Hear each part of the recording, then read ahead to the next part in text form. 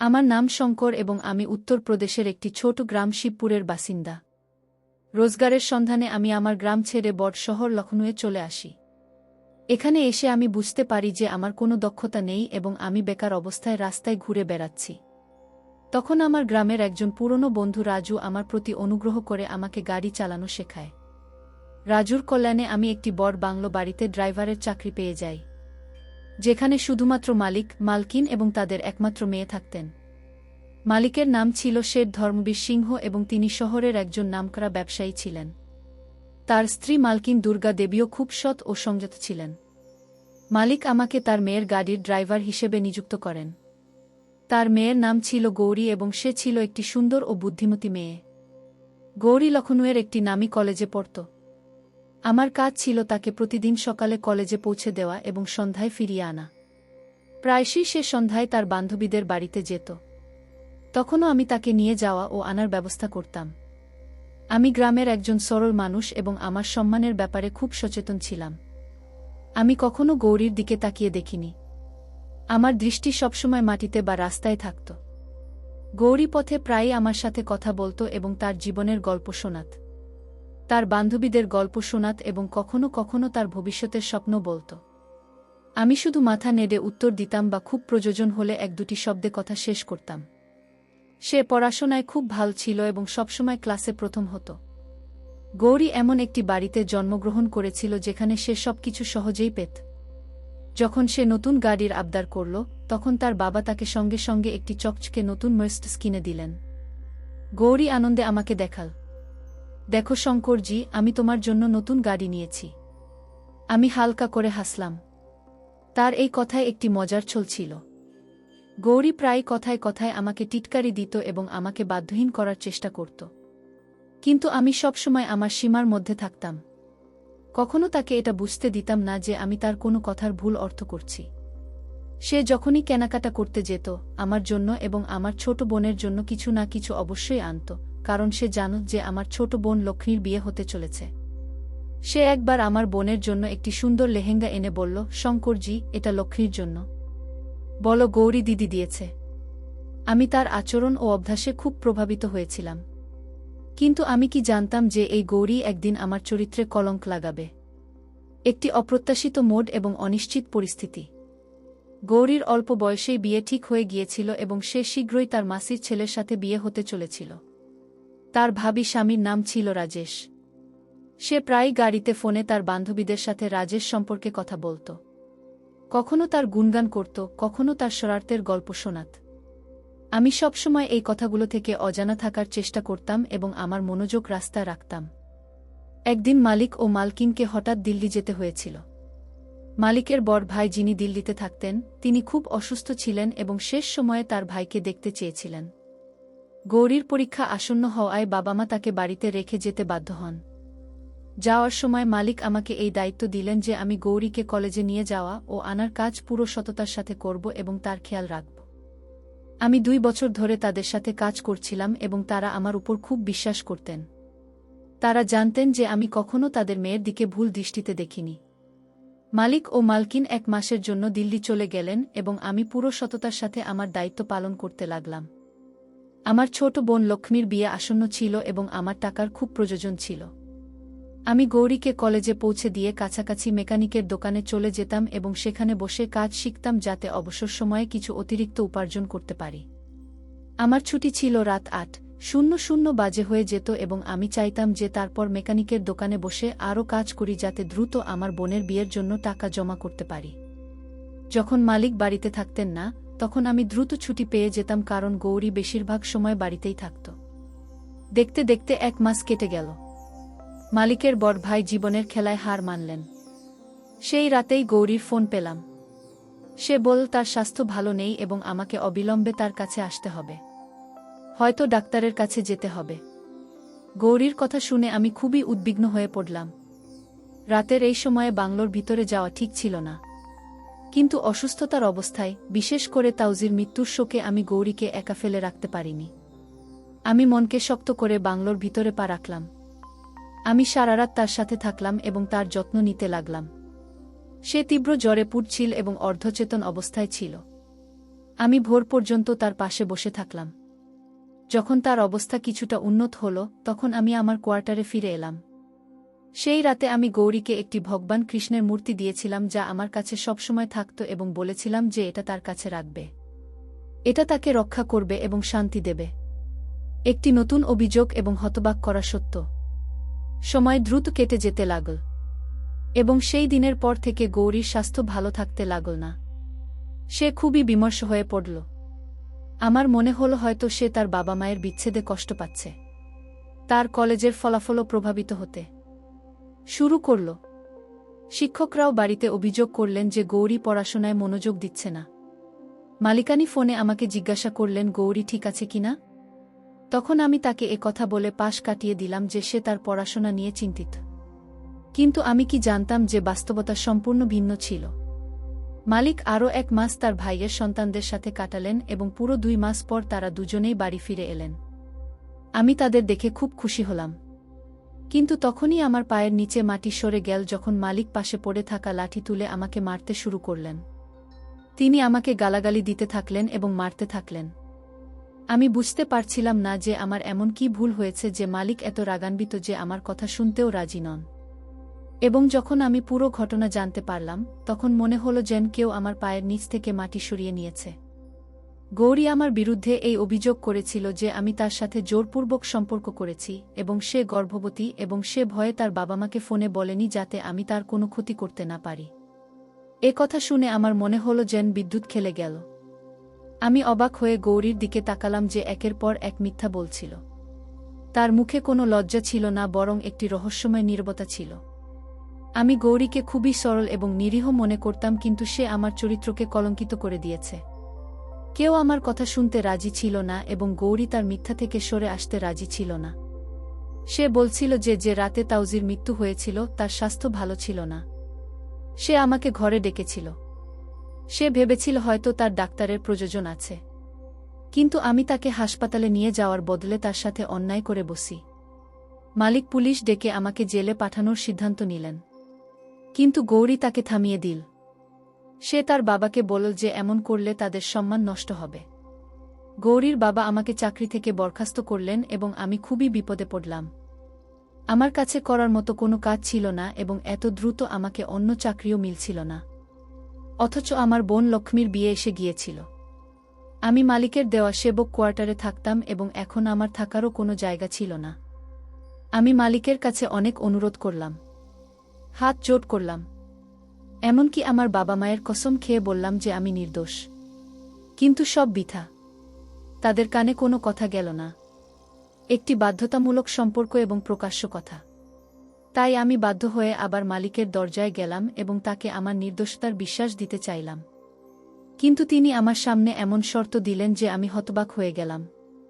মালিক আমাকে বললেন, তোমাকে গৌরীর সাথে কয়েক মাসের জন্য বিয়ে করতে হবে। যখন বাচ্চার জন্ম হবে তখন তুমি তাকে ছেড়ে চলে যাবে। আমরা বাচ্চা ফেলানোর অনেক চেষ্টা করেছি, কিন্তু সব ডাক্তারই বলেছেন যে এই প্রক্রিয়ায় গৌরীর বিপদ হতে পারে এবং আমি আমার একমাত্র মেয়েকে হারাতে চাই না। গৌরীর বাগদত্তা রাজেশও তাকে ছেড়ে চলে গেছে এবং এর আগে যে সমাজে আমাদের বদনাম হয়, আমরা গৌরীকে তোমার সাথে বিদায় দেব এবং তুমি তাকে তোমার সাথে তোমার গ্রামে নিয়ে যাবে। যখন বাচ্চার জন্ম হবে তারপর আমরা গৌরীকে ফিরে নেব। আমি জানতাম এই বাচ্চা আমার নয় এবং গৌরী মিথ্যা বলেছে। কিন্তু তবুও আমি এতে রাজি হয়েছিলাম কারণ আমার বোনের বিয়ের জন্য টাকার প্রয়োজন ছিল এবং এত টাকা শুধু মালিকই আমাকে দিতে পারতেন। তিনি আমাকে 5 লাখ দেবার প্রতিশ্রুতি দিয়েছিলেন। তাই আমি গৌরীকে বিয়ে করতে রাজি হয়েছিলাম এবং হিন্দু রীতি অনুযায়ী তাকে বিয়ে করে গ্রামে নিয়ে এলাম। এতে কোনো বড় উৎসব হয়নি, শুধু একটি ছোট্ট অনুষ্ঠান হয়েছিল। গৌরী খুব শান্ত ছিল। আমি গ্রামে পৌঁছানো পর্যন্ত সারা পথ তার সাথে কোনো কথা বলিনি। বিয়ের পরপরই আমরা দুজন গাড়ি করে গ্রামে চলে এসেছিলাম। আমার মা এবং পরিবারের লোকেরা গৌরীকে দেখে হতবাক হয়ে গিয়েছিল। আর যখন আমি আমার মাকে বললাম যে আমি বিয়ে করেছি, তখন আমার মা হতবাক হয়ে গেলেন এবং বলতে লাগলেন, এত বড় কথা তুমি আমাকে বলনি। তোমার বিয়ে নিয়ে আমার কত স্বপ্ন ছিল। কিন্তু তারপর গৌরীর উপস্থিতি অনুভব করে আমার মা শান্ত হয়ে গেলেন এবং গৌরীকে স্নেহ করতে লাগলেন। গৌরী খুব সুন্দরী ছিল। এত সুন্দর এবং কম বয়সী বউ দেখে আমার মায়ের সব অভিযোগ দূর হয়ে গেল এবং তিনি গৌরীকে আমার ঘরে নিয়ে গেলেন এবং তাকে গ্রামের মেয়েদের মতো সাজাতে লাগলেন। তিনি গৌরীকে লাল শাড়ি এবং চুড়ি পরালেন। তার চুলে ফুল দিলেন এবং তাকে বিন্দি দিয়ে সাজালেন। আমি বোনের বিয়ের ব্যবস্থা দেখতে লাগলাম এবং সন্ধ্যায় যখন ঘরে এলাম তখন গৌরী দুলহনের বেশে আমার বিছানায় বসেছিল। তাকে দেখে আমি অবাক হয়ে গেলাম। সে যেন কোনো পরী মনে হচ্ছিল। প্রথম দর্শনেই আমি আমার স্ত্রীর প্রেমে পড়ে গিয়েছিলাম। কিন্তু আমি ভুলতে পারিনি যে এই একই স্ত্রী আমাকে কেমন চরিত্রহীন প্রমাণ করেছে।